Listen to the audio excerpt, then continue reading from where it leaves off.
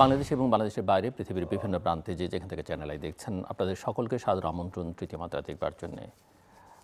অর্থনীতির সঙ্গে সম্পর্কিত নানা বিষয় নিয়ে আলোচনার জন্য আমার সঙ্গে স্টুডিওতে রয়েছেন, আমার বায় বসা আছেন মামুন রশিদ। মামুন রশিদ একজন ব্যাংকার হিসেবে অত্যন্ত সুপরিচিত, অর্থনীতির বিশ্লেষক, লেখক এবং শিক্ষকতাও করেন তিনি বিভিন্ন বিশ্ববিদ্যালয়ে। আর আমার ডানে রয়েছেন আনোয়ারুল আলম চৌধুরী পারভেজ, তিনি বাংলাদেশ চেম্বার অফ ইন্ডাস্ট্রিজের প্রেসিডেন্ট এবং Bangladesh garments manufacturers and exporters association বিজিএমইর সাবেক প্রেসিডেন্ট। স্বাগত আপনাদের দুজনকে তৃতীয় মাত্রায়। আমরা দেশ মোটামুটিভাবে রাজনৈতিক বিষয় নিয়ে অনেক তৎপর কৌতূহল মানুষের মধ্যে আছে, কি হতে যাচ্ছে না হচ্ছে নির্বাচন নিয়ে। অর্থনীতির আলোচনাটা সামগ্রিকভাবে করি, কিন্তু অনেকগুলো বিষয় আমরা অনেক সময় এই আলোচনায় গুরুত্ব পাই না, কিন্তু অত্যন্ত গুরুত্বপূর্ণ। যেমন আমরা যদি শ্রম ইস্যুর কথা বলি, আমরা যদি তরুণদের কথা বলি, কিংবা আমরা যদি ডিজিটাল ইকোনমির কথা বলি, আপনারা কি মনে করেন যে এই বিষয়গুলো যথাযথভাবে অ্যাড্রেস করা হচ্ছে আমাদের আলোচনায়? ধন্যবাদ। আরও বেশি ভালো লাগছে অনেক দিন পর মিস্টার পারভেজ আলম চৌধুরীর সাথে একটা যোগাযোগ হলো আবার। সো উনি বলবেন, উনি তো প্র্যাকটিক্যালি শ্রমিকদের নিয়ে কাজ করছেন, ব্যবসায়ীদের নিয়ে কাজ করছেন, আমাদের দেশের এবং অর্থনীতির এবং বাণিজ্যের সবচেয়ে বড় খাত এই পর্যন্ত তৈরি পোশাক খাত নিয়ে কাজ করছেন। তো আমি তো অবশ্যই মনে করি যে এই বিষয়গুলোকে অ্যাড্রেস না করে, যেই দেশে প্রতি বছর 20 লাখ তরুণ তরুণী শ্রমবাজারে নতুনভাবে ঢুকছে কিংবা শ্রমবাজারে কর্মসংস্থানের জন্য তৈরি হচ্ছে, তাদের বিষয়টি অ্যাড্রেস না করে, কিংবা নারী, যেটা আমাদের 51% জনগোষ্ঠীর হচ্ছে নারী সংখ্যায়, তাদের বিষয়টি অ্যাড্রেস না করে, এমনকি নির্বাচনের বিষয়টি অ্যাড্রেস না করে, নির্বাচন কেন্দ্রিক কোনো যাতে হতাহতের পরিমাণ না বেড়ে যায়, একটা সুষ্ঠু অন্তর্ভুক্তিমূলক নির্বাচন যাতে আমরা করতে পারি। এবং আমরা মোটা দাগে, যেটা অনেক দিন আগে আমাকে সামান্য কয়েক মিনিটের আলোচনায়, আজকের থেকে প্রায়, আমি যদি ভুল না করে থাকি, 11-12 বছর আগে, এই বর্তমানে যে বিএনপির যিনি প্রধান মিসেস খালেদা জিয়া, আমাদের সাবেক প্রধানমন্ত্রী, উনি আমাকে এক লাইনে বলেছিলেন, আমি কিছুটা বিওয়াইল্ডার্ড হয়েছিলাম, বিকজ ওনার সাথে তো আমাদের খুব একটা দেখা সাক্ষাৎ হতো না, আদার দেন প্রধানমন্ত্রী থাকাকালীন সময়ে ত্রাণ তহবিলে অবদান রাখা যতটুকু পারতাম আমরা প্রাতিষ্ঠানিকভাবে। এভাবে একটু বিদেশিদের সাথে যখন কথা বলতেন উনি, বিনিয়োগকারীদের, উনি আমাকে একবার বলেছিলেন আজকে থেকে প্রায় 14-15 বছর আগে, যে বিনিয়োগ না হলে কর্মসংস্থান হবে না, কর্মসংস্থান না হলে দারিদ্র বিমোচন হবে না। আমার কাছে অনেক দিন লেগেছে। সেদিন আমি একটা আলোচনায় গিয়েছিলাম, তারই সমমনা একটি প্রতিষ্ঠানের, যে সে আলোচনায় অনেকে অনেক কথা বললেন বাংলাদেশের অর্থনীতির সমস্যা কি। আমি সেখানে বলেছিলাম যে বিগত 10 বছর যদি বিশ্বব্যাংকের কান্ট্রি রিপোর্টগুলো আমরা খুলে দেখি, আমরা কিন্তু মোটামুটি সবাই জানি বাংলাদেশের সমস্যা কি, একটি উদীয়মান বিকাশমান অর্থনীতি হিসাবে। এবং এই কথাটির সবচেয়ে সোজা কথাটা কিন্তু ওনার কথাটা, যে বিনিয়োগ হতে হবে, কর্মসংস্থান হতে হবে, শুধুমাত্র কর্মসংস্থান হলেই দারিদ্র বিমোচন। আমরা তো সবসময় অর্থনীতির আলোচনায় খালি প্রবৃদ্ধি বলি, সেটাও কর্মসংস্থান না হলে হয় না। এখন তারপরে হচ্ছে যে বিনিয়োগ, এবং বিনিয়োগের ক্ষেত্রে যে শুধুমাত্র পাবলিক সেক্টর পারবে না। আমরা অনেক সময় ইউএসএ দেখেছি, চীনেও দেখেছি, অনেক অন্যান্য বিকাশমান অর্থনীতিতে দেখেছি, যখন নাকি প্রাইভেট সেক্টরের বিনিয়োগ কমে যায়, তখন পাবলিক সেক্টর দিয়ে কাভার করার চেষ্টা করে। ক্রাইসিস টাইমে ইউএস অনেকবার ট্রাই করেছে, সেন্ট্রাল ব্যাংকের গভর্নররা, ট্রেজারি সেক্রেটারিরা, কিন্তু সেই ক্ষেত্রে যতক্ষণ না প্রাইভেট সেক্টর ফ্রেন্ডলি বিনিয়োগের পরিবেশ হয়, প্রাইভেট সেক্টর গ্যাপটা পূরণ করার জন্য এগিয়ে আসছে, তার কাজ হয় না। তো সেই ক্ষেত্রে আরেকটা কথা আছে, বিদেশি বিনিয়োগকারীরাও স্থানীয় বিনিয়োগকারীদের তাকিয়ে থাকে, যেখানে স্থানীয় বিনিয়োগকারীরা বিনিয়োগের সুযোগ সুবিধা পায় না, বিনিয়োগের অনুকূল পরিবেশ পায় না, তাদের কাছ থেকে জেনে ফেলে বিদেশিরা যে আসলে আমার বিনিয়োগটি সেফ কিনা। সুতরাং শিল্পাঞ্চলে শৃঙ্খলা, রাজনীতিতে একটা শান্তি শৃঙ্খলা, তারপর হচ্ছে হতাহতের পরিমাণ কমে যাওয়া, দীক্ষিত শিক্ষিত শ্রমিক পাওয়া, তরুণ যারা বাজারে আসছে, শ্রমবাজারে, তাদের দক্ষতা, তাদের শিক্ষার মান, শিক্ষার গুণগত মান, এগুলো কিন্তু সামগ্রিক অর্থনৈতিক ব্যবস্থাপনায় বিরাট প্রতীয়মান বিষয় বলে দাঁড়িয়েছে। সেই সাথে আরেকটি বিষয় এসে যাচ্ছে। আমাকে কয়েকদিন আগে মার্কিন যুক্তরাষ্ট্রে ইউনিভার্সিটি পাশ করে ভালো একটা ইউনিভার্সিটি থেকে কাজ নিয়েছে নিউ ইয়র্কে ম্যানহাটানে। তো আমার এক বন্ধুর ছেলে, তো যেহেতু আমার একটি পুরনো প্রতিষ্ঠানে সে জয়েন করেছে মার্কিন যুক্তরাষ্ট্র ভিত্তিক, সো হিজ ফাদার ফেল্ট আমার সাথে ওর কথা বলা উচিত, how to do well in that organization. তো সে আমাকে এগুলো কথা বললো। সে যেহেতু বাংলাদেশি বংশোদ্ভূত, uncle how is the country doing, Bangladesh doing, আমি তো অনেকদিন যাইনি। তারপরে বললো কে ভাই তোমাদের তো ইলেকশন হবে, তো there will be too many MPs, তাদের মধ্যে থেকে তোমরা কোন টিওয়ারের বেসিসে ক্যাবিনেট ডিসিশন নেবে এবং সেই ক্ষেত্রে ইমার্জিং ইস্যুগুলোকে কীভাবে অ্যাড্রেস করবে। আমি বললাম তোমার ইমার্জিং ইস্যু কী কী? বলে AI driven solution, efficient port, efficient airport, তোমরা টার্মিনাল 3 চালু করছো না কেন, what is the problem, is your friendship with Japan okay, এগুলো বলছে। How is Saudi helping you, এখন তো সৌদি আরবিয়া রিফর্ম হচ্ছে। আমি কিন্তু বুঝতে পারলাম, আপনারাও কিন্তু বুঝতে পারলেন ছোট্ট আলোচনার থেকে, যে ওই বাচ্চা ছেলেটাও প্রশ্ন করছে যে যদিও সে আমাদের সমবাজারে প্রবেশ করলে ভালো হতো, ভালো ইউনিভার্সিটিতে পাশ করেছে, কিন্তু যেহেতু মার্কিন যুক্তরাষ্ট্র থেকেও দেশের কথা ভাবছে, সে জানতে চায় how do we decide who should become hour cabinet members out of the elected MPs. আমাদের তো কোনো জব ডিসক্রিপশন নাই। আমাদের আইসিটি মন্ত্রী কী হবে আমরা জানি, তার ব্যাকগ্রাউন্ড কী দরকার আমরা জানি, আমাদের হেলথ মিনিস্টার কী হবে আমরা জানি, আমাদের যে ইন্টারিম গভর্নমেন্ট, ভালো মানুষের গভর্নমেন্ট, তার হেলথ মিনিস্টারকে, were was she or he educated, সে স্বাস্থ্য ব্যবস্থার সমস্যাটা জানে?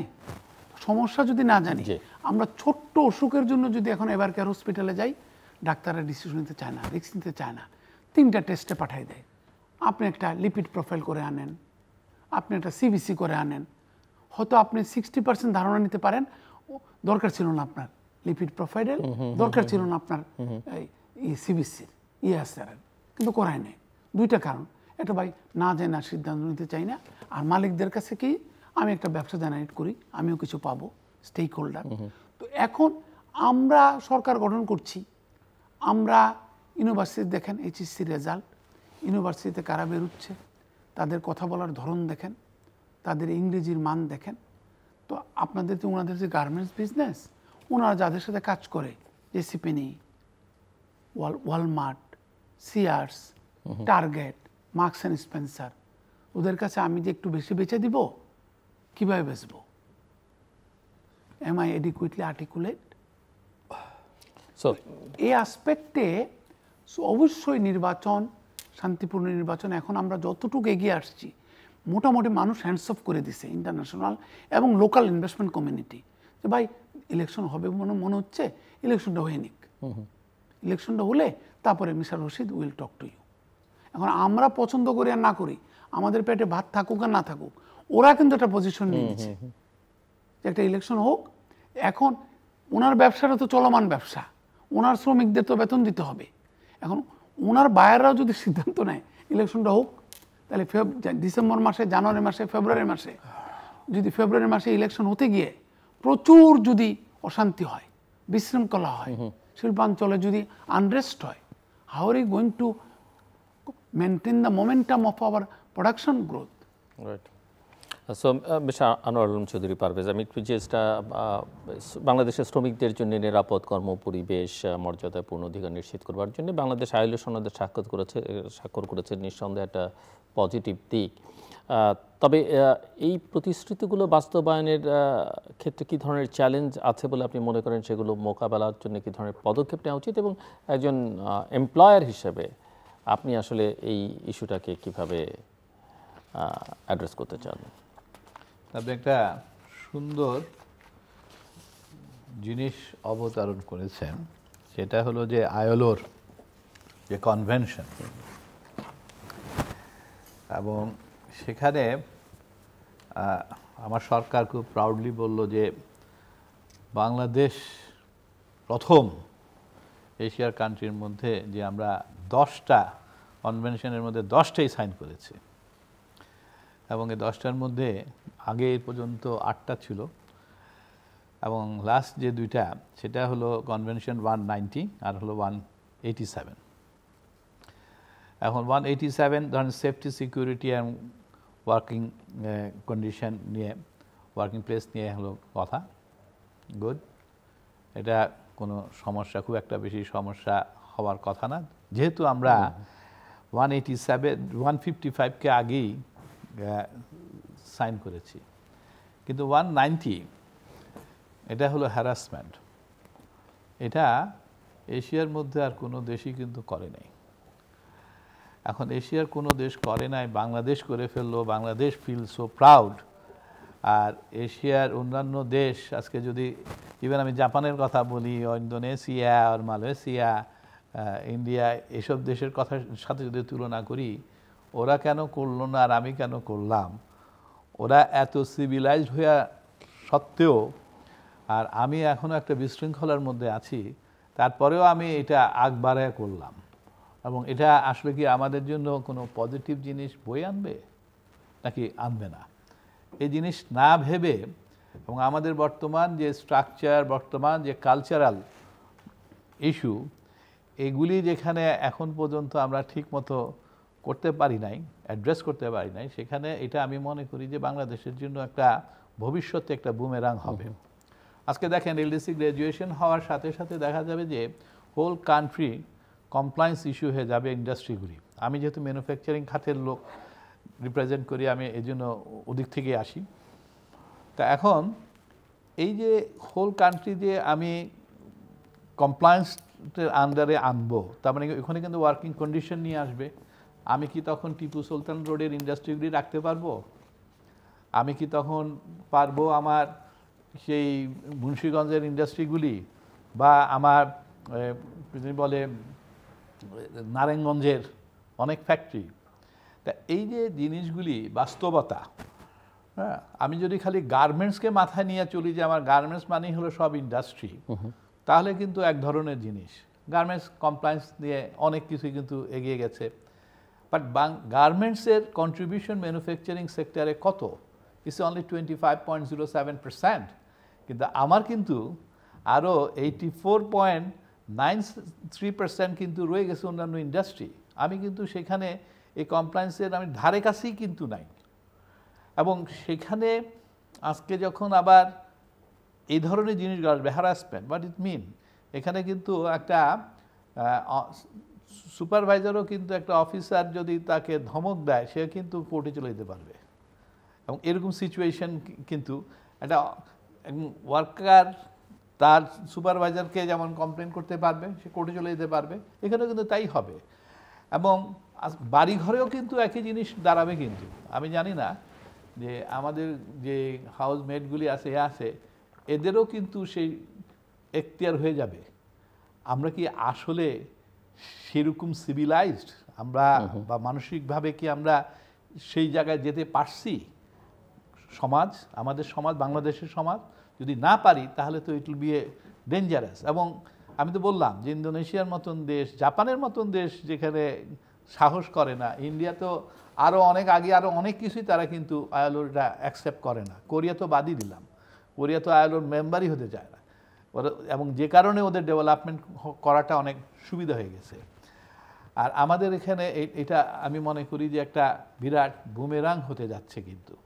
এবং ভবিষ্যতে কে ইন্ডাস্ট্রি করবে, আই ডোন্ট থিঙ্ক যে যার মাথার মধ্যে জিনিসটা থাকবে সে কিন্তু পারবে না। ইভেন এ গার্মেন্টস সেক্টর, যে এক্সপোর্ট ওরিয়েন্টেড ইন্ডাস্ট্রি 80%, এখনও 84% এখান থেকে কন্ট্রিবিউট করে, এও কিন্তু তখন বিপদে আসবে। এই জন্য যে আমার বায়ারের কমপ্লায়েন্স ডিপার্টমেন্ট আসা তখন আমাকে বলবে যে তোমার আইএলও তুমি সাইন করছো, এখন তোমাকে কিন্তু এটা মেনটেন করতে হবে। এখন আমি কতটুকু এটাতে প্রস্তুত? এবং this sector will B A under big threat. এবং আমি অন্যান্য সেক্টরের কথা তো বললামই, যে সব সেক্টরে কিন্তু বাংলাদেশে আমার মনে হয় না যে কেউ এটাকে হ্যান্ডেল ধরেন শিল্প খাতে যে ধরনের বৈশ্বিক প্রতিযোগিতা আমরা জানি, এই ধরনের ডিসিশন নিতে গেলে এগুলি কিন্তু ডেফিনেটলি এটা ইন্টারিম গভর্নমেন্টের দায়িত্বের মধ্যে আসে না। এটা কিন্তু পলিটিক্যাল পার্টির দায়িত্বের মধ্যে আসে, বিকজ ইলেক্টেড গভর্নমেন্টের কথা আপনি বলছেন, জি, ইলেক্টেড গভর্নমেন্টের দায়িত্বের মধ্যে আসে, বিকজ দে আর রিপ্রেজেন্টিং এবং they know exactly their consequences পরে কি হতে পারে। আমার প্রশ্ন হচ্ছে যে এখন যে ধরনের কম্পিটিশনের মধ্যে শিল্পখাতে বৈশ্বিক যে কম্পিটিশন এবং এখানে উৎপাদন ব্যয় বৃদ্ধি পাচ্ছে, আপনারাই বলছেন জ্বালানি সংকট এটা ভীষণ রকম ভাবে আছে, এবং এই পরিস্থিতিতে ওই কনভেনশনের বাইরে গিয়েও যদি আমি আপনার কাছে জানতে চাই যে শ্রমিকদের ন্যায্য মজুরি এবং সুরক্ষা নিশ্চিত করে ব্যবসাটাকে স্থিতিশীল রাখবার কি উপায় আছে? দেখেন, ব্যবসা করা যাবে, মানে এখানে কিভাবে একটা ব্যালেন্স আনা যায়? ব্যবসা করা যাবে, ব্যবসা যারা করে তাদেরকে কিন্তু আর্ন করেই তাকে তার খরচগুলি মিট করতে হয়, এবং তারপরে তাকে একটা কিছু হইলেও প্রফিট করতে হয়। প্রফিট যদি না করে এটা তো কোনো ব্যবসা প্রতিষ্ঠান না। হ্যাঁ, এটা তো একটা সোশ্যাল ওয়ার্কের মধ্যে পড়ে যায়। কিন্তু যারা ব্যবসা করে তাদেরকে কিন্তু প্রফিট করতে হবে তার গ্রোথের জন্য, তাকে প্রফিট করতে হবে, তাকে ইনকাম করতে হবে তার কস্ট অ্যাড্রেস করার জন্য। এবং স্পেশালি এখানে আপনি কম্পিটিটিভ মার্কেটে কাজ করছেন এবং গ্লোবাল মার্কেটে কাজ করছেন, সেখানে কিন্তু আপনি কম্পিটিটিভনেসটা তাহলে আপনি লোকালি হলে হবে না, আপনাকে গ্লোবালি কম্পিটিটিভ হতে হবে। আপনার কি কস্ট হচ্ছে দে ডোন্ট কেয়ার। আমাদের এখন পর্যন্ত যেহেতু সব কিছুই আরএমজির কেন্দ্রিক, মানে ইন্ডাস্ট্রি বললেই বাংলাদেশে খালি সবাই আরএমজি চিন্তা করে। আরএমজি কিন্তু গ্লোবাল মার্কেটে কাজ করতেছে, এবং আমার কস্ট কি হচ্ছে, customer doesn't care. Customer care করে যে ও কতটুকু কম্পিটিটিভ প্রাইসে নিতে পারছে। এখন আমার কস্ট যেখানে চলে আসছে এবং নানান কারণে, হ্যাঁ, সেটা আপনি কস্ট অফ ফান্ড বলেন, আজকে ইন্টারেস্ট রেটের কথা বলেন, আপনি ট্রান্সপোর্টের কথা বলেন, আপনি চিটং পোর্টের কথা বলেন, আপনি কাস্টমসের কথা বলেন, সব কিছু মিলে কিন্তু it is becoming very expensive. Cost of doing business is a very expensive. তারপরে আপনি আবার কি করছেন, আপনি আমাকে ঠিকমতো এনার্জি দিচ্ছেন না, এনার্জি প্রাইস ট্রিপল করছেন, আপনি আমাকে ইনসেন্টিভ যেগুলি ছিল সেটাও আপনি বাদ দিচ্ছেন। ইউএস ট্যারিফের কারণে আমেরিকায় তাদের কিন্তু সেলস প্রাইস তারা আমাদের থেকে ড্রপ করেছে, এবং এর মধ্যে সারভাইভ করা সব কিছুকে অ্যাড্রেস করে ইট ইজ ভেরি ডিফিকাল্ট। আবার অন দ্য আদার হ্যান্ড আমাকে কিন্তু ব্যবসা করতে গেলে কমপ্লায়েন্স মেনটেন করতে হচ্ছে। কমপ্লায়েন্স মেনটেন করতে হলে আমার বাংলাদেশের যেই ওয়েজেস যেটা সেট করা হয়েছে সেটাই কিন্তু আমাকে দিতে হচ্ছে, এবং অন টাইমলি। আপনি জানেন কিনা জানি না, আমাকে কিন্তু 7 working days, first week of 7 working ডেজের মধ্যে যদি বেতন নেওয়া দেওয়া হয়, কমপ্লায়েন্সে এটা biggest violation. So everything I have to address. এখন এর মধ্যে আপনি আরও কস্ট বাড়ায় দিচ্ছেন। চিটাগং পোর্ট আপনি সেটাও বাড়ায় দিচ্ছেন, আপনি সেখানে 41% বাড়ায় দিচ্ছেন, কারোর সাথে কোনো ডিসকাশন নাই। আপনি ড্যামারেজ ওখানে বাড়ায় দিচ্ছেন 4 টাইমস, কারোর সাথে কোনো ডিসকাশন নাই। এবং আমি একটা জিনিস বুঝি না, চিটাগং পোর্ট আপনি কেন বাড়ালেন? বিকজ আপনি তো এফিশিয়েন্ট হওয়ার জন্য এটা বাড়াচ্ছেন। চিটাগং পোর্ট গত বছরও কিন্তু 2000 কোটি টাকা প্রফিট করেছে, এর আগের বছরও কিন্তু 2100 কত কোটি টাকা প্রফিট করেছে। যদি সে এই অবস্থায় প্রফিট করে, আপনি যে অপারেটরকে আনেন হি মাস্ট বি এফিশিয়েন্ট, আর সে যদি এফিশিয়েন্ট হয় সে তো আমাকে কস্ট কমাবে, এবং রাদার তার এফিসিয়েন্সি দিয়ে সে কিন্তু আরও বেটার প্রফিট করতেছে, এবং সে বেটার প্রফিট করার পরেও তাকে বেনিফিট দেওয়ার জন্য আপনি যে 41% কস্ট বাড়ায়া দিলেন ওকে, তার মানে কি ওকে আপনি কোন জায়গায় কত প্রফিট নেওয়ার ব্যবস্থা করতেছে, ইফ প্রোভাইডেড ও আরও এফিশিয়েন্ট হবে, এফিশিয়েন্ট হলে আরও বেশি বাড়বে। আর এই কস্টটা আপনি কি করতেছেন, আমার ঘাড়ে দিচ্ছেন। কার বেনিফিট? জি, আমি আসছি আবার আপনার কাছে। একটা cost of the industry, car benefit, কাকে দিচ্ছেন আপনি? এটা মামুনুর রশীদ, আপনি কর্মসংস্থানের কথা বলছিলেন, এবং আমরা জানি যে বাংলাদেশের তরুণ জনগোষ্ঠী দেশের সবচেয়ে বড় মানব সম্পদ। প্রায় অর্ধেকই একেবারে তরুণ জনগোষ্ঠী, যাদের বয়স 27-28-এর নিচে। কিন্তু কর্মসংস্থানের সংকটটা দিন দিন বাড়ছে যেহেতু বিনিয়োগ নেই, এবং শিক্ষা এবং শ্রমবাজারের মধ্যে যে ব্যবধান সেটা কিভাবে কমানো সম্ভব বলে আপনি মনে করেন? আমি তো আপাতত অর্থে কোনো পথ দেখছি না। কারণটা হচ্ছে শিক্ষাটাকে প্রাথমিক থেকে শুরু করে মাধ্যমিক, উচ্চ মাধ্যমিক এবং বিশ্ববিদ্যালয় পর্যায় পর্যন্ত এটাকে টোটালি পলিটিসাইজড হয়ে গেছে। তো এখন আমরা ভেবেছিলাম প্রথম যে বোধহয় ওই যে ভালো লোকদের মতো ওখানেও ভালো লোক দেওয়া হয়েছে এখন শিক্ষার। এখন যত দিন যাচ্ছে আমরা মনে করে দেখছি যে গোষ্ঠীর স্বার্থ এগিয়ে আসছে। এখন কোন গোষ্ঠী ভালো খারাপ সেটা নির্ধারণ করার সক্ষমতা আমার নেই, কিন্তু আমরা বুঝতে পারছি কোনো অন্তর্ভুক্তিমূলক নীতি গ্রহণ করা হচ্ছে না। এবং যেই কথাটি বললাম যে বিশ্ববিদ্যালয়ের ছেলেমেয়েরা এখন যদি বিনিয়োগ না হয়, কর্মসংস্থান হলে তখন আপনি অবশ্যই মির্জা পারভেজ আলম চৌধুরী ভালো লোকটাকেই নিবে চাকরি দেওয়ার ক্ষেত্রে, এটা কম্পিটিশনের সুযোগ আছে। তো আজকে আমি পেলাম যে এই হার্ভার্ড ইউনিভার্সিটির একটা গ্র্যাজুয়েটও আজকে একটা নিউজ পেলাম আমি আমেরিকা থেকে, তারা ছোটোখাটো জবের জন্য আমেরিকাতে এত বেশি জবলেসনেস ডেভেলপ করছে, গ্রো করছে, জব হারাচ্ছে মানুষ, সেই ক্ষেত্রে তারও জব পাচ্ছে না। Columbia, New York Stern school of business থেকে পাশ করে জব পাচ্ছে না। তো এটা একটা ব্যাপার। তাহলে আবার বিনিয়োগের দিকে চোখ আপনার। দ্বিতীয় কি, যে আপনি যদি মার্কেট ওপেন করেন, ডাব্লিউটিওর ওই যে উনি আইএলওর কথা বললেন, আপনি বললেন ডাব্লিউটিওর ব্যাপার আছে। আমি আমার বাজার, তুমি চাচ্ছ আমাকে মার্কিন যুক্তরাষ্ট্রে ওনারা আমাকে বিজিএমের অ্যাডভাইজারি কাউন্সিলের মেম্বার বানিয়েছিলেন। আমি কেন হয়েছিলাম আমি নিজেও জানি না, উনি ভালো বলতে পারবে হয়তো। তো তখন আমরা যখন মার্কিন যুক্তরাষ্ট্রে আমি গেলাম, ইউএসটিআরের এক ভদ্রলোক, উনি আগে ইউএস ফরেন সার্ভিসে ছিলেন চায়নাতে। So it was A she, ভদ্রলোক না। সো আমাকে জুডিথ চামাসে, আমাদের এখানে deputy chief of the mission ছিল, ও আমাকে পরিচয় করিয়ে দিল যা বোঝার জন্য। তো উনি আমাকে একটা কথা বলল, উনি বলল যে তোমরা এলডিসির বেনিফিট নিতে চাও, তোমরা তো এলডিসি না। আমি তো নাড়াচাড়া দিয়ে উঠলাম, সবাই এলডিসি না, আমরা উন্নয়ন ঘটাবো না এখনো বলছে, আর তুমি বলছো এলডিসি না। আমরা বলছি because mister Rashid, hear me out, you are competing with Vietnam, competing with India, competing with Pakistan, competing with Egypt, competing with Sri Lanka to market your made in Bangladesh into US. এবং এই কান্ট্রিগুলার প্রত্যেকটাই তোমার কাছে কম্পিটিশনে হেরেছে। এই কান্ট্রিগুলার প্রত্যেকটাই হচ্ছে ডেভেলপিং কান্ট্রি, আর তুমি চাচ্ছ তাদেরকে হারাবা তোমার গুণগত মানের কারণে, তোমার এন্টারপ্রেনারশিপের কারণে, কিন্তু তুমি ইচ্ছা করে আবার এলডিসির বেনিফিট চাও। There is a disconnect, serious disconnect. আমরা মনে করি তোমরা এলডিসি না, যারা নাকি এত সিরিয়াস কম্পিট আউট করতে পারে ইন্ডিয়াকে, শ্রীলঙ্কাকে, ভিয়েতনামকে, ইজিপ্টকে, পাকিস্তানকে, and all of this countries are developing country. তাহলে এটার ক্রেডিটটা কাদের? উনাদের, এন্টারপ্রেনারদের। দ্বিতীয় হচ্ছে এন্টারপ্রেনাররা আবার ওই সেক্টরটা সব কিছুর উদাহরণ হবে না, আমি ওনার সাথে একমত। তার কারণ হচ্ছে ওনাদের কিন্তু কমপ্লায়েন্সটা ইন্টারন্যাশনালি ইম্পোজড আপন দেম। ওনারা যেই দ্রুতভাবে চাইল্ড লেবার অ্যাবলিশ করেছে, আমি তখন বিজিএমের সাথে কাজ করছি, আইএলওর সাথেও, এটা কিন্তু একটা বিরাট প্রণিধানযোগ্য সাকসেস ওনাদের। এবং ইউএস ভিজিটিং মিশনও কিন্তু স্বীকার করেছে, ইউএস জাস্টিস ডিপার্টমেন্ট ওই ভদ্রমহিলা যখন ছিল উনিও স্বীকার করেছে। সো ক্লোজ ডোর মিটিংগুলো করেছি, কিন্তু এই লোকটাই কিন্তু আবার অন্য জায়গায় যদি যাচ্ছে ওই সেক্টরগুলো কিন্তু ভালো করতে পারছে না।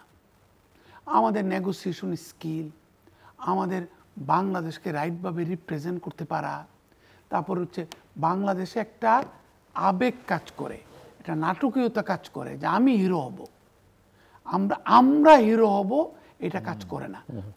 প্রত্যেকে চিন্তা করে কি যে আমি ভাই আমার কাজটা আদায় করে ফেলি। আপনাকে আমি একটা কথা বলি, একটা মার্কিন যুক্তরাষ্ট্রের বিখ্যাত কোম্পানি বাংলাদেশের একটা ভালো কোম্পানির সাথে জয়েন্ট ভেঞ্চারে একটা লোকাল কোম্পানি খুলতে চেয়েছে ইন দ্য এফএমসিজি সেক্টরে। বেশি বললে বুঝে ফেলবে মানুষ, বলবো না। তো ওই কোম্পানির কমপ্লায়েন্স হেড যখন এই কোম্পানির লোকাল কোম্পানির সিএফওকে ফোন করলো, চার্টার্ড অ্যাকাউন্টেন্ট, ওনাকে ফোন করলো যে তোমাদের দেশে তো corruption is a major issue, তাহলে আমাদের তো মানে আমরা বড় কোম্পানি আমেরিকার, তো আমাদের এখানে একটা অ্যাক্ট আছে, ফরেন করাপ্ট প্র্যাকটিস অ্যাক্ট, এফসিপিএ, আমাদেরকে তো ধরবে। তোমরা যে মালামাল নিবে, ইম্পোর্ট করবে, মানে মূলধনী যন্ত্রপাতি, শিল্পের কাঁচামাল, রসদ, চিটং পোর্ট। আমরা তো শুনেছি port is one of the most corrupt institution. তুমি কি করো? তুমি কি ঘুষ দাও? বলছে না না না, আমাদের একটা কোম্পানি আছে, আউটসাইড কোম্পানি, আউটসোর্স করেছি, ওরা আমাদের এগুলো দেখে, চিটং পোর্ট। বলে ওরা কিভাবে দেখে? বলে ও হেসে দিচ্ছে। বলে তো ওরা দেখে তোমাদের হয়ে, ওরাই সব কিছু হ্যান্ডেল করে, ওরাই পোর্ট ম্যানেজ করে, তো ওদেরকে তোমরা পে করো, ও তো ধরা। এখন উনি যতই ভালো হোক না কেন ভাই, চিটং পোর্টের যখন প্রশ্ন করবো ওনাকে আমি, তো আপনি সরকারকে ঠিক না করে সব কিছু ঠিক হবে বিজিএমই কেমনে করবেন আপনি? ওনার বন্ধুটা জানে কি জানেন, তার যতই গুলশান বনানীতে বিরাট অট্টালিকার সময় বাড়ি থাকুক না কেন বনানীতে, তার সে কিন্তু সমস্ত খরচ পাস করে দিবে তার কোম্পানির উপরে, তার ট্যাক্স হবে আপনার থেকেও কম। তো ওই এনবিআর রেখে, ওই চিটাগং পোর্ট রেখে, ওই এয়ারপোর্ট কাস্টমস রেখে আপনি শুধু উনাকে আশা করছেন উনি কেন নবী করিম সাল্লাল্লাহু আলাইহি ওয়াসাল্লামের প্রধান অনুচর হিসাবে কিংবা অনুঘটক হিসাবে ইসলাম কায়েমে ঝাঁপিয়ে পড়ছেন না? আরেকটা প্রশ্ন, যে আমাদের এখানে ফ্রিল্যান্সিং, গিগ ইকোনমি, স্টার্ট আপের মতো উত্থান তরুণদের জন্য একটা নতুন সুযোগ তৈরি করে দিয়েছে নিঃসন্দেহে, এবং তবে একটা সমস্যা যেটা আয়ের স্থায়িত্ব বা সামাজিক সুরক্ষাটা এখনও অনিশ্চিত। তো এই নতুন কর্মধারাকে কিভাবে একটা নিয়মতান্ত্রিক কাঠামোর আওতায় আনা যায় এবং সেটা দীর্ঘস্থায়ী এবং ন্যায্য হয়, সেরকম কিছু করা যায়? আপনি এটা তো শুরু হয়েছিল বিগত সরকারের সময় A2I-তে, আইসিটি মিনিস্ট্রিতে, বাংলাদেশ কম্পিউটার কাউন্সিলে। সেটাকেও দেখেন 2000% পলিটিসাইজ করে ফেলা হলো। আজকে দেখেন কিছু সংখ্যক লোককে, যারা কম্পিউটার সায়েন্সে পড়ে নাই, ইঞ্জিনিয়ারিং পড়ে নাই, এন্টারপ্রেনারশিপ পড়ে নাই, তারা আমাদের টেকনোলজি সেক্টরের লিডার হয়ে গেল। কেউ জিজ্ঞাসা করলো না তাদের ব্যাকগ্রাউন্ড কি, what did they learn entrepreneurship, what did they learn AI, what did they learn outsourcing, what did they learn business process outsourcing. তারা কাদের আনুকূল্য পেল? সরকারের ইয়াং মন্ত্রীদের। তারা যাচ্ছে তাই করলো, এবিউজ করলো। আজকে তাদের অপকর্মের কারণে নিউজ হয়েছে আমেরিকার পত্রিকায় যে বাংলাদেশের start up ecosystem, start up কেন ভালো, ভারত, শ্রীলঙ্কা, মালয়েশিয়া সেমিকন্ডাক্টর ইন্ডাস্ট্রিতে, এমনকি তাইওয়ান শিখিয়েছে যে স্টার্ট আপ হচ্ছে best weapon to hold back your brilliant young people. তারা যারা চাকরি করতে চায় না, যাদের আসলে চাকরি করার কথা ছিল গুগলে, মাইক্রোসফটে, টেসলায়, তারা কোথায়? ওই ছেলেগুলাই স্টার্ট আপ দিয়েছে। এখন আজকে ওদের কারণে না, অন্য স্টার্ট আপ নামধারী প্রতিষ্ঠানের কর্ণধারদের অপকর্মের কারণে এবং তাদের অপকর্মকে ঢাকার জন্য রাজনৈতিক ছত্রছায়ায় আজকে ভালো স্টার্ট আপগুলো কলঙ্কিত হয়েছে। তাহলে এগেন সুশাসন, জবাবদিহিতা, আমি কাকে উৎসাহিত করব, কোন এন্টারপ্রেনারকে আমি উৎসাহিত করব। আপনাকে আমি আগেও বলেছি, আমরা সরকারের হয়ে যে মন্দরিন পুনর্গঠন, যে সমস্ত কোম্পানি ওখানে অ্যাপ্লাই করেছে তাদের 70% কোনো হেড অফ ফাইন্যান্স নাই, হেড অফ অ্যাকাউন্টস নাই, টেকনোলজির কথা তো বাদই দিলাম, তাদের কোনো ব্যালেন্স শিট নেই, তাদের ট্যাক্স কমপ্লায়েন্স সার্টিফিকেট দিতে পারে না। আমি কেন রাষ্ট্রের খেয়ে, রাষ্ট্রের পক্ষে তাদের ঋণ পুনর্গঠন করব বলেন? জি, মিস্টার চৌধুরী, বাংলাদেশে ডিজিটাল অর্থনীতি তো খুব দ্রুত সম্প্রসারিত হচ্ছে এবং এই জায়গাটা আমরা অবকাঠামোগত কিছু ঘাটতি দেখতে পারি। সাইবার নিরাপত্তা বা নীতিগত সীমাবদ্ধতা একটা বড় চ্যালেঞ্জ হিসেবে পেয়েছে। সো কিভাবে আপনি মনে করেন একজন এন্টারপ্রেনিউর হিসেবে যে এই প্রতিবন্ধকতা দূর করে একটা নিরাপদ এবং অন্তর্ভুক্তিমূলক ইনক্লুসিভিটির কথা, অন্যান্য ক্ষেত্রে মিস্টার মামুন রশিদ বলছিলেন, ডিজিটাল একটা ইকোসিস্টেম আসলে গড়ে তোলা সম্ভব? মানে এটা কিভাবে স্টার্ট করবো আমি জানি না, বাট যখনই আপনি ডিজিটাল পদ্ধতিতে আপনি ক্যাশ ট্রানজ্যাকশনে যাবেন, cyber security is the number 1। হ্যাঁ, তা আমি যখন দেখি যে সঞ্চয়পত্র পর্যন্ত এখন ভাঙায় ফেলতেছে 2 নম্বর এই ব্যাংক থেকে ওই ব্যাংক, হ্যাঁ, সেখানে এটাকে প্রমোট করাও কিন্তু একটু ডিফিকাল্ট জিনিস।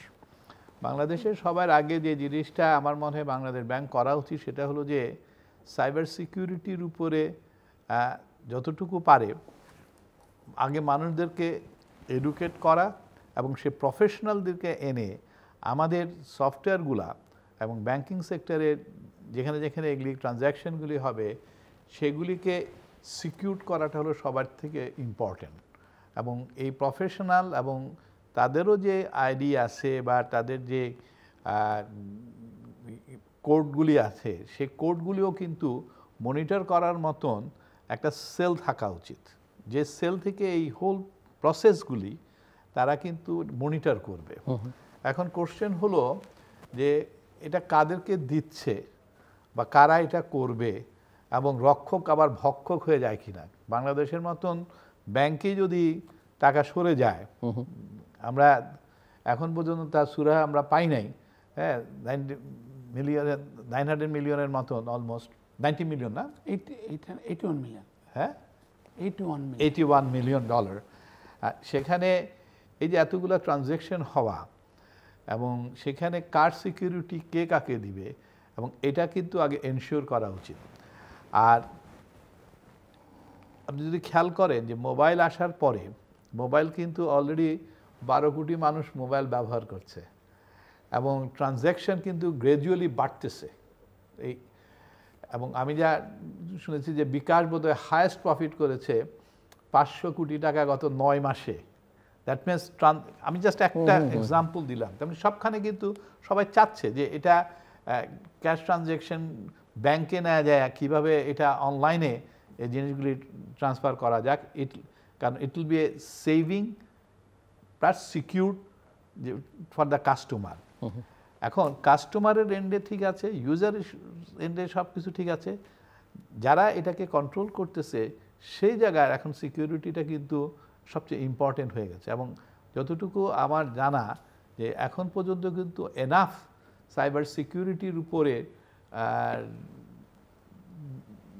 প্রফেশনাল বাংলাদেশে কিন্তু ওইভাবে নাই।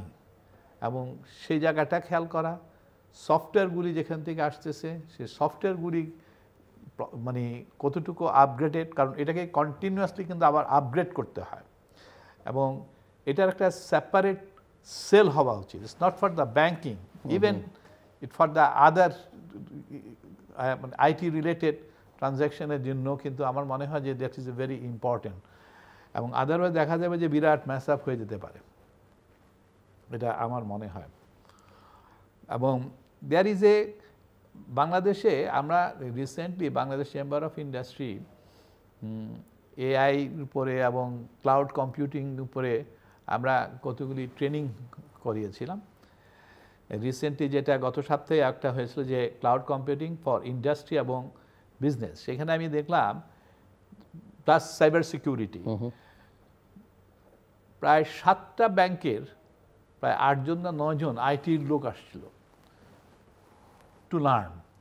এবং সেই মিটিংয়ে আমি যা দেখলাম যে ওদের মধ্যে কিন্তু they are eager to learn it, কিন্তু আমাদের এখানে প্রপার যে ট্রেনিং কোর্সগুলি যে হওয়া সেই জিনিসগুলি কিন্তু বাংলাদেশে কিন্তু হচ্ছে না।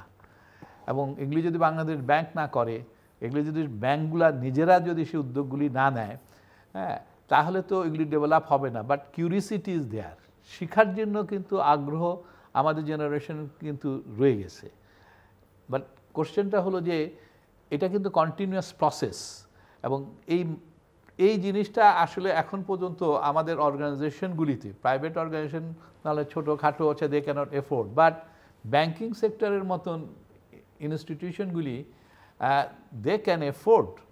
এবং যে কোনো অর্গানাইজেশনের কন্টিনিউয়াস ট্রেনিং প্রসেসগুলি যদি না থাকে তাহলে কিন্তু ইনস্টিটিউশনগুলি একটা সময় খুব একটা বেশি আর গ্রোথ করতে পারে না, কিন্তু রাদার ও আস্তে আস্তে কিন্তু চিট ধরে। বাংলাদেশে ট্রেনিং শুনলে আমি দেখি যে মেজরিটি অর্গানাইজেশন বলে যে আমরা we don't want to spend money.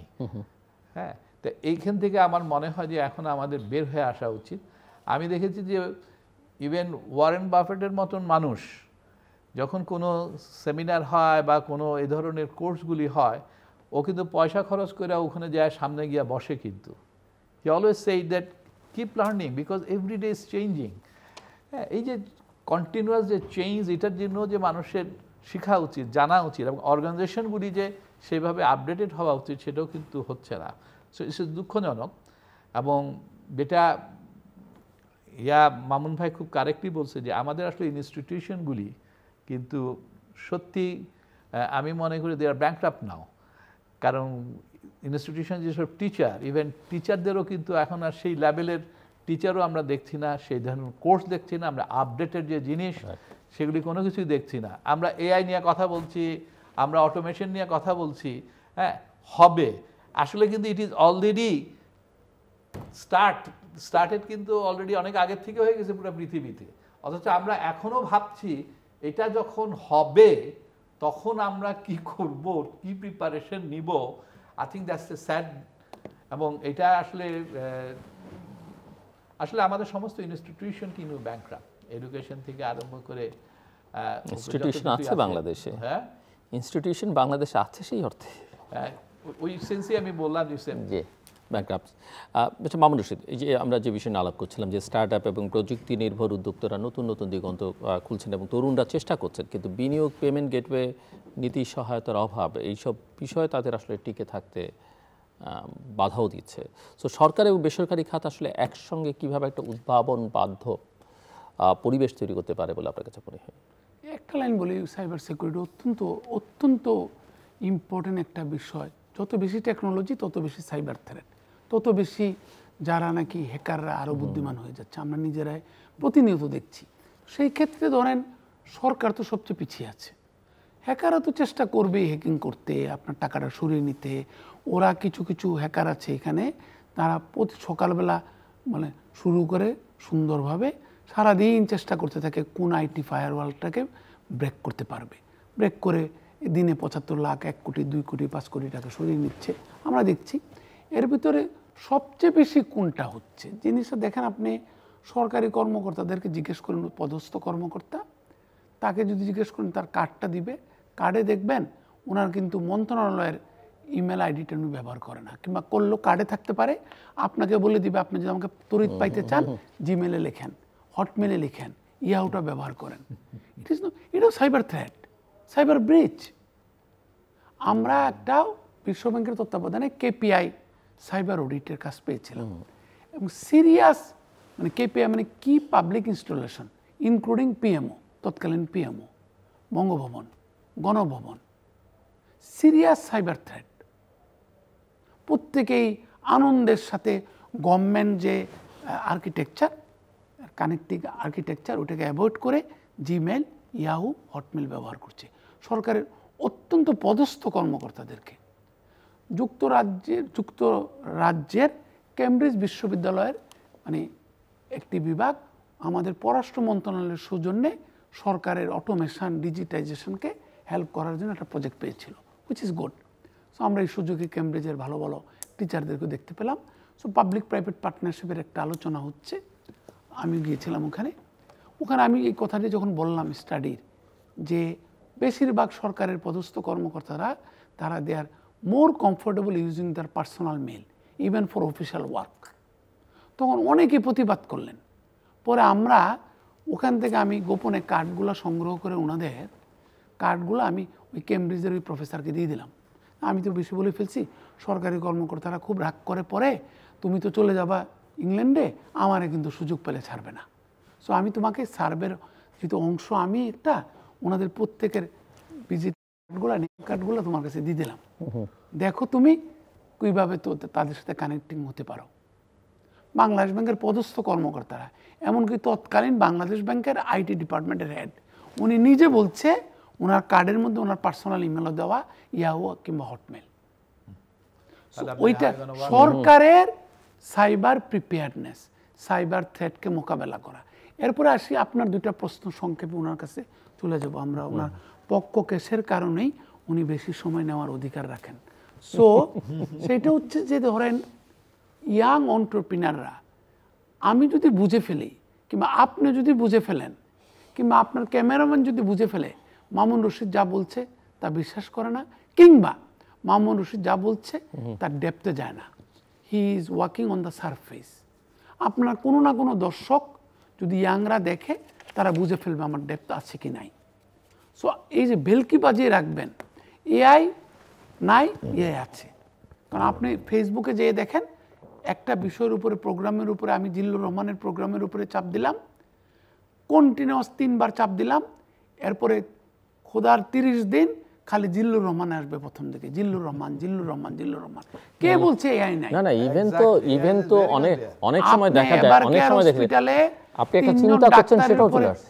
3 জন ডাক্তারের উপর আপনি চাপ দেন নামের উপরে, যে লুৎফুল লতিফ চৌধুরী, শামস মনোয়ার, মৃণাল কান্তি সরকার আর সাদিকুল ইসলাম, এআই কিন্তু বের করবে আপনার ইন্টারেস্টটা কোথায়। আপনি কিন্তু বলেন না, আপনি শুধু ডাক্তাররা কোথায় পাশ করেছে, সলিমুল্লাহ থেকে না, ময়মনসিং থেকে না, চট্টগ্রাম থেকে না, ঢাকা মেডিকেল কলেজ থেকে, কি দেখে, ইংল্যান্ডে কি করেছে, কোথায় এফসিপিএস করেছে, কোথায় এমআরসিপি করেছে।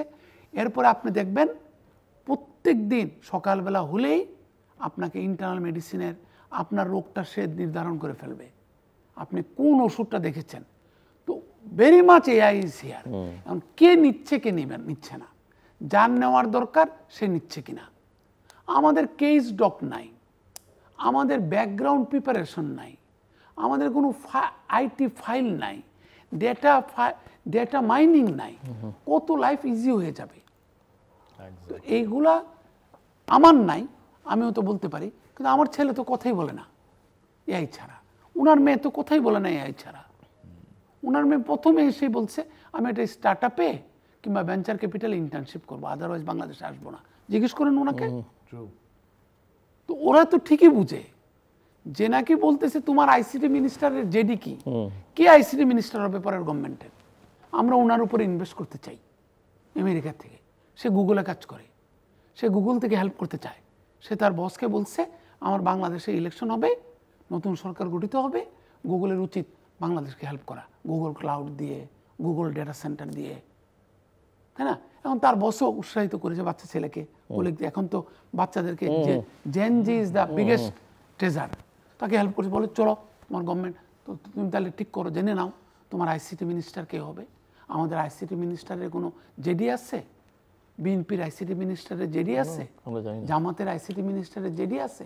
ইয়াংদের বাচ্চাদের যে দল এনসিপির আইসিটি মিনিস্টারের জেডি আছে? তার জব ডিসক্রিপশন ঘোষণা করুক যে আমি এইভাবে এআই এর জন্য প্রিপারেশন নিচ্ছি, এইভাবে এআই রোল আউট করবো হেলথ সেক্টরে, এইভাবে এআই রোল আউট করবো বুয়েটে, এইভাবে এআই রোল আউট করবো ডিস্টেন্স লার্নিং এ। স্ট্রেট বলে এখন পর্যন্ত কেউ কি বলছে যে ইকোনমিক সেক্টরে কি কি করবে এবং কাকে আনবে, ওর কি ইয়া লাগবে, হেলথ সেক্টরে কি লাগবে? Forget about of the idea, ID তো আরো পরের কথা। মানে আপনি শ্যাডো ক্যাবিনেটের কথা বলছেন, বাস সামথিং লাইক দ্যাট।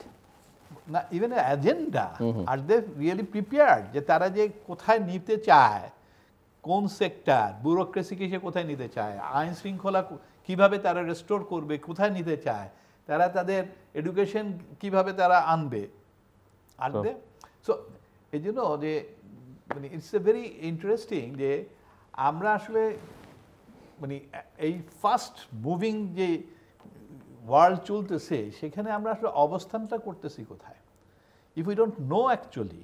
কারণ কোনো কিছু কিন্তু এখন থেমে থাকবে না। আপনি দেখেন ইভেন গার্মেন্টস সেক্টরের কথা বলেন, ট্রাম্পের ট্যারিফের অবস্থাই দেখেন, ধাম করে কিন্তু দেখা গেল যে আমাদেরকে 20% দেওয়া হয়েছে, পাকিস্তানকে 20%, তারপরে থাইল্যান্ডকে 20%, ইয়াকে কি জানি বলে আমাদের কম্বোডিয়াকে 20%। আমরা তো খুব হ্যাপি। 3 দিন আগে কিন্তু গতকালকে হি হ্যাভ ডিক্লেয়ার্ড যে থাইল্যান্ড, মালয়েশিয়া এবং কম্বোডিয়া ইস এ জিরো ট্যারিফ। দেখেন দে আর নট ওয়েটিং ফর, মানে এখন কিন্তু সব কিছু এরকম চলবে। প্লাস প্রত্যেকে কিন্তু প্রত্যেকের প্রোটেকশন নিচ্ছে, কিন্তু এখন কিন্তু প্রোটেকশনিজম ওয়ার্ল্ড হয়ে যাচ্ছে কিন্তু কান্ট্রিগুলি। আজকে ইউরোপ বলেন আর অমুক বলেন, কারণ আমেরিকার পর থেকে সবাই কিন্তু ওই স্টাইলে চলে যাচ্ছে। আমার অবস্থাটা কি?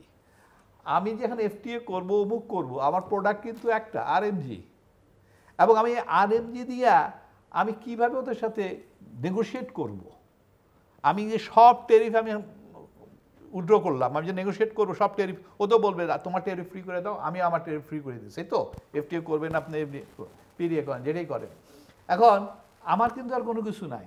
আমি যে ইভেন ফরগেট অ্যাবাউট দ্যাট, আমার নিজের ইকোনমিতে এই মুহূর্তে আমরা কি কখনো ভাবতেছি যে আমরা কিন্তু অলরেডি স্ট্যাগনেন্ট হয়ে গেছি?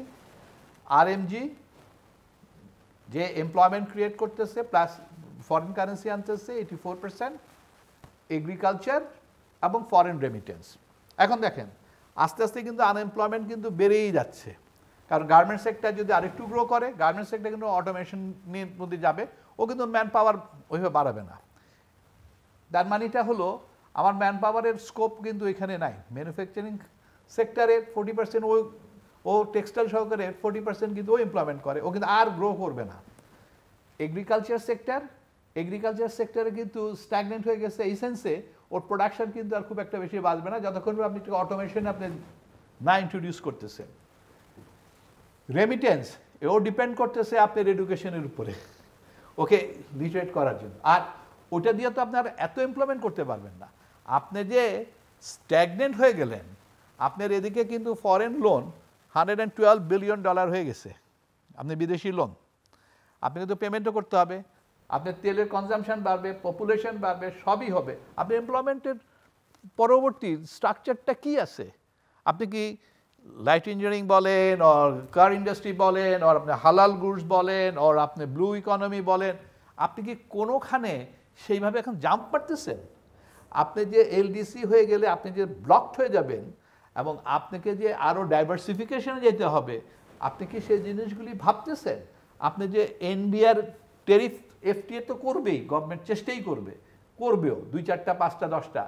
আপনার রেভিনিউর এখনো 70% আসে হলো চিটং পোর্ট থেকে, ইম্পোর্ট বেস। আপনার তার মানে কি সেটাও কমতে থাকবে। আপনার ইন্ডাস্ট্রিও হচ্ছে না, আপনার এই এনবিআর এর কালেকশন কোথা থেকে বাড়াবেন? আপনি এদিকে কি করতেছেন? আপনি ব্যুরোক্রেসির স্যালারি আরো ডাবল করে দিয়া আপনি সেখানে কস্ট আরো বাড়াচ্ছেন। পরে আপনি কি করবেন? এক্সিস্টিং যারা আছে ইন্ডাস্ট্রি তাদেরকে আপনি আরো চাপাচ্ছেন, এরপরে ওরা তো এমনি রাস্তা থেকে বের হয়ে যাবে এবং অলরেডি কিন্তু সেদিকে যাচ্ছে। সো আমার যারা এই যে ইলেকশন করবে তাদের কি এ সম্বন্ধে কোনো ম্যাপ আছে? This is what we are going to do. মানুষকে তো দেখাইতে হবে না, কারো কোনো ম্যাপ নাই, কিন্তু চেয়ারটাতে আমি বসতে চাই। What is sad for the nation. এবং এগুলি কি criticism or it's a critics? It's a critics. আপনি এটাকে ক্রিটিসিজমও নিতে পারেন, আপনি ক্রিটিক্সও নিতে পারেন। এটা ডিপেন্ড করে কিন্তু অ্যাকচুয়ালি আপনি কি দিতে চান। আপনি যদি সত্যি দেশকে দিতে চান, যারা রাজনীতিতে আছে or even interim government, then you have to give a master plan. আজকে আপনার আবার এডুকেশন শেষ।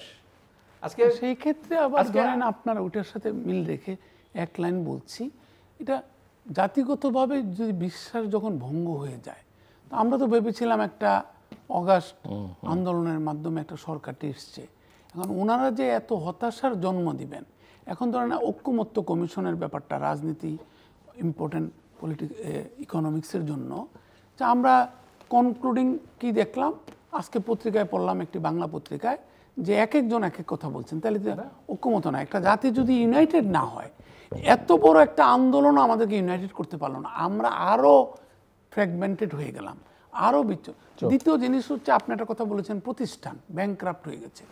আজকে আরেকটা জিনিস দেখেন, আপনি পুলিশকে পিটানো হইলো, পুলিশের মনোবল ভেঙে গেল, পুলিশ নিজে অন্যায় করলো হয়তো, মানে পুলিশ তো কাজ করতে পারছে না, যতটুকু হোক তার আস্থার সংকট আছে, তার মনোবলের সংকট আছে। তারপরে সামরিক বাহিনীর বিরুদ্ধে কন্টিনিউয়াস বলতে বলতে তাদেরকে আপনারা উইক করে ফেললেন। এখন ঠিক আছে, ওরা হয়তো অন্যায় করেছে, আমি বিরোধিতা করি না, আমিও পত্রিকা পড়ি, আমিও চেষ্টা করি সচেতন থাকতে, অপরাধ যে করে কেউ আইনের উঠতে না।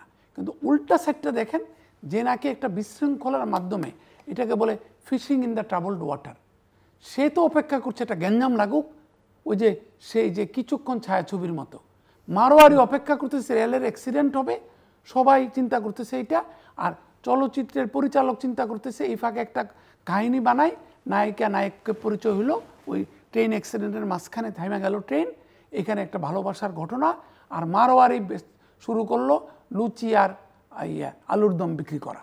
তো এক একজন তো এক এক জিনিস নিবে, তাই না? ধরেন ফুল থেকে মৌমাছি নেয় একটা জিনিস আর মাকড়সা নেয় আরেকটা জিনিস, একই ফুল থেকে। একজন নেয় মধু, একজন নেয় বিষ। তো এই যে আপনি প্রত্যেকটা, একটা তো হচ্ছে আমাদের কোনো প্রতিষ্ঠানগুলো দুর্বল, নজরদারি প্রতিষ্ঠানগুলো যেগুলো মোটামুটি ছিল, লাঠি ছাড়া কাজ হবে না, ডান্ডা ছাড়া ঠান্ডা হবে না, ওদের বিরুদ্ধে বিতর্ক থাকতে পারে, কিন্তু ওদেরকে আপনি সংকুচিত করে একদম ডিফেন্সে ঠেলে দিয়ে, দেওয়ালে পিঠ ঠেকিয়ে দিয়ে আপনি কি করছেন? আপনিও তো ভালো কথাই বলছেন, কিন্তু দুষ্ট লোকেরা অপেক্ষা করতেছে রাস্তার ওই সাইডে একটা ম্যাল ফাংশনিং গভর্নমেন্ট হোক, আমি রাতের আধারে লুটপাট করে ফেলবো। আমাদের ভুললে চলবে না, নিউ ইয়র্ক সিটিতে অনেক অনেক বছর আগে সামান্য কিছু সময়ের জন্য ইলেকট্রিসিটি ফেলিউর হয়েছিল। আমেরিকার ইতিহাসে একটা কলঙ্কময় দিন বলতে পারেন, ফেলিউর হতেই পারে, টেকনিক্যাল ফেলিউর। সেই সময় যেই পরিমাণ লুটপাট হয়েছিল, এখনও আমেরিকান সিনিয়ররা ওই দিন রাত্রিটির কথা মনে করতে চায় না। আর আমাদের প্রতিদিন যাই ইনস্টিটিউশন ছিল না, মোটামুটি যেগুলো ছিল, ভাই ওরা নামাইলে অন্তত ঠিক করে ফেলবে, ভাই পিটানি দিবে একটা, তাদেরকে আপনি প্রতিদিন আপনি টিভি খুলেন, প্রতিদিন সোশ্যাল মিডিয়া খুলেন, মানে এজিপ আমাদের কোনো আর সমস্যা নাই, প্রধান সমস্যা হচ্ছে ওদের কিনা। আমি কোনো বিতর্কে যাইতে চাই না, আমিও মনে করি ওদের কিনা সমস্যা আছে, ওরা কেন রাজনীতিকরণের হলো, কিন্তু ওদের কোমরটা ভেঙে দিয়ে, দুর্বল করে দিয়ে আপনি তো একটা অ্যানার্কিজমকে এনকারেজ করছেন, ইনভাইট করছেন। তো সেইটা অ্যানার্কির ইকোনমি রেখে আপনি কিভাবে সেই ইকোনমিকে গ্রো করাবেন? মিস্টার পারভেজ, খুব ছোট্ট করে। না, কিছু তো আর কি বলবো আমি জানি না। আসলে মানে মানুষ যাদের সাথেই কথা বলি না কেন, ব্যবসায়ী বলেন, ম্যানুফ্যাকচারিং বলেন, অর সিভিল সোসাইটি বলেন, প্রত্যেকে অপেক্ষা করছে যে একটা ইলেকশন হোক, এবং বর্তমান যে পরিস্থিতি, বর্তমান যে অবস্থান, সেখানে প্রত্যেকে আবার কনফিউজডও, এবং নোবডি নোজ যে আসলে কি হতে যাচ্ছে। এবং আমার মনে হয় যত কিছুই হোক, একটা ইলেকশন হয়ে যাওয়া ভালো। এবং এটার উপরে হয়তো যে 2 বছর বা 2.5 বছর 3 বছর যেটি থাকুক, থাকতে পারে, আবার একটা কিছু হবে। বাট আমি মনে করি যে আমাদের পলিটিক্যাল ডেমোক্রেটিক প্রসেসেই এখন যাওয়াটা উত্তম। আমরা তো আশা করেছিলাম যে ইন্টারিম গভর্নমেন্ট, এবং তাদের সুযোগও ছিল একটা সুন্দর রিফর্ম করার, বাট তারা করতে পারে নাই। আমি তো মনে করি যে তাদের এই রেসপন্সিবিলিটি তাদেরকে নেওয়া উচিত, বিকজ তারা কিন্তু সে ধরনের প্রফেশনাল লোক বলেন, প্রফেশনাল টিম বলেন, তারা নেয়ও নাই, পরামর্শও নেয় নাই। এবং এখনও পর্যন্ত কিন্তু I don't think that they are interested, তারা ওনাদের মধ্যেই ওনারা থাকতে চাচ্ছে। So I think that is enough for the nation. এবং ইকোনমির জন্য তো, আর ইকোনমি যদি ঠিক না থাকে, পরবর্তীতে যেই আসবে সে কিন্তু আরও বিপদে পড়বে। এবং যতটুকু ক্ষতি হয়েছে, দরকার হলে আরেকটু হবে, বাট প্রসেসে গিয়ে হোক, একটা ইলেকশনের প্রসেসে চলে যাক, ডেমোক্রেটিক প্রসেসে। এবং তখন কিন্তু আমরা তাদেরকে অ্যাকাউন্টেবল অন্তত করতে পারবো। এখন কিন্তু আমরা অ্যাকাউন্টেবলও করতে পারছি না। মামুন রশিদ, আর 1 মিনিটে কিছু বলবেন? 1 মিনিটে আমি যেটা বলতে চাই, আমি ওনার সাথে সম্পূর্ণ একমত। আমরা তো দেখেছি, আমরা আশা করেছিলাম, এখন বেশিরভাগ উপদেষ্টা মণ্ডলীর সদস্যদের বিরুদ্ধে প্রমাণযোগ্য স্বজনপ্রীতির অভিযোগ রয়েছে, নির্দ্বিধায় বলতে পারি। সুতরাং এর থেকে আর খারাপ কি হবে? Let's go for election, let the nation elect their own party. খারাপ হলে, খারাপ চাইলে, আমরা যদি খারাপ ডিজার্ভ করি, you only get what you deserve. খারাপ ডিজার্ভ করব, আমাদের সাফারিং বাড়বে, বাট এইটাই প্রমাণিত পথ। কোথাও ডেমোক্রেসির পারফেক্ট উদাহরণ আমি নাই। আপনার একটা অনুষ্ঠানে শুনলাম কিছুদিন আগে। সো টার্কিতে আছে, ইউএসএতে আছে, ইন্ডিয়াতে আছে, আর্জেন্টিনা আছে, ব্রাজিলে আছে, ইজিপ্টে আছে, কোথায় আছে? So let's our nation decide on their own fate. এই 2-1 ভালো লোক, তারা তো সাপোর্ট পাচ্ছে না। একটা পলিটিক্যাল পার্টি থাকলে সাইডের সাপোর্টগুলো পায়, ইকোসিস্টেমের সাপোর্ট পায়। আমরা দেখি এটা ইলেকশন হোক, শান্তিপূর্ণ ইলেকশন কামনা করছি, ইনক্লুসিভ ইলেকশন কামনা করছি, এবং একটা বুদ্ধিদীপ্ত সংস্করণ আশা করছি ভবিষ্যৎ ইলেকশনের মাধ্যমে। আপনার একই মত? জি, দর্শক অনুষ্ঠানের শেষ প্রান্তে আমরা সামাজিক যোগাযোগ মাধ্যম ফেসবুক, এক্স এবং ইউটিউবে তৃতীয় মাত্রা লাইভ স্ট্রিম হচ্ছে আপনারা দেখতে পারেন। টেলিভিশন পর্দায় দেখতে না পারলে যে কোনো সময় যে কোনো স্থান থেকে ইউটিউবে তৃতীয় মাত্রা চ্যানেলটি সাবস্ক্রাইব করে এই পর্ব বা পুরনো পর্বগুলো আপনারা দেখতে পারেন। মিস্টার আনোয়ারুল আলম চৌধুরী পারভেজ এবং মিস্টার মামুন রশিদ, অসংখ্য ধন্যবাদ এই আলোচনা অংশ দেওয়ার জন্য। দর্শক, আমরা কথা বলছিলাম শ্রম ইস্যু, তরুণদের বিষয়, ডিজিটাল ইকোনমি, সামগ্রিকভাবে দেশের অর্থনীতি, ব্যবসা বাণিজ্য, এগুলো নিয়ে।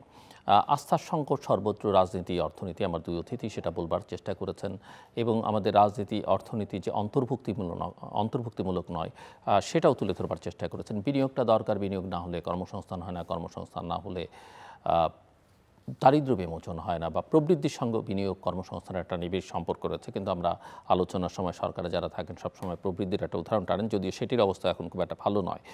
এবং শেষ পর্যন্ত এসে দুজনে একটাই কথা বলেছেন, সেটা হচ্ছে যে আমাদের ডেমোক্রেটিক প্রসেসটাকে চলতে দিতে হবে এবং এই যে এখন যে ট্রানজিশনাল ফেজে আছে সেখান থেকে আসলে গণতন্ত্র উত্তরণের পথটা নিশ্চিত করতে হবে। সেটা যত খারাপই হোক না কেন, দুর্বলই হোক না কেন, নির্বাচনটা দরকার এবং দেশ শাসন করবার জন্য, দেশ পরিচালনা করবার জন্য রাষ্ট্র নির্বাচিত প্রতিনিধি, জনগণের প্রতিনিধিদের দরকার।